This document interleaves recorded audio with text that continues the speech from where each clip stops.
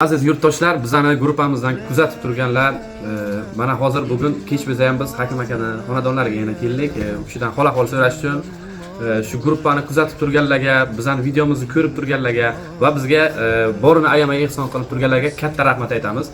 Bizani hozirgi gruppamizda ehsonlik hali ham davom etyapti. Ko'rmaganlar, bilmaganlar bo'lsa, bemalol shularga videomizni yana tarqatib qo'yasizlar. Hakim aka, kayfiyatlar qalay? Yaxshi, rahmat. Assalomu alaykum. Hurmatli yurtdoshlar, qishloqdoshlar. Yaxshimisizlar, sog'lommisizlar? Rahmat hammalaringizga. Kim gruppaga tarqatibdi, kim ehson qilibdi. Rahmat, hammangizga omadingizni bersin. Xonadoningizga yaxshi kunlar tuylar bo'lsin. Alloh hamma qo'llasin. Sog' salomat bo'ling. Rahmat hammangizga. Aziz do'stlar, mana shu sizlarning duolaringiz bilan mana shu Hakim aka ham ancha bugun kayfiyatlari juda ham zo'r. Bemalol maza qilib chaqchaq qilib o'tiramiz.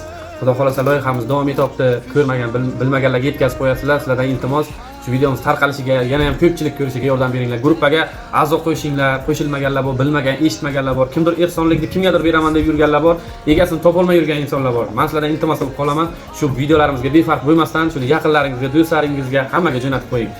Hammaga yaxshi kayfiyat, bizani kuzatib turganlarga katta rahmat. Borini ayamay ehson qilayotganlarga ham Alloh biriga ming bersin.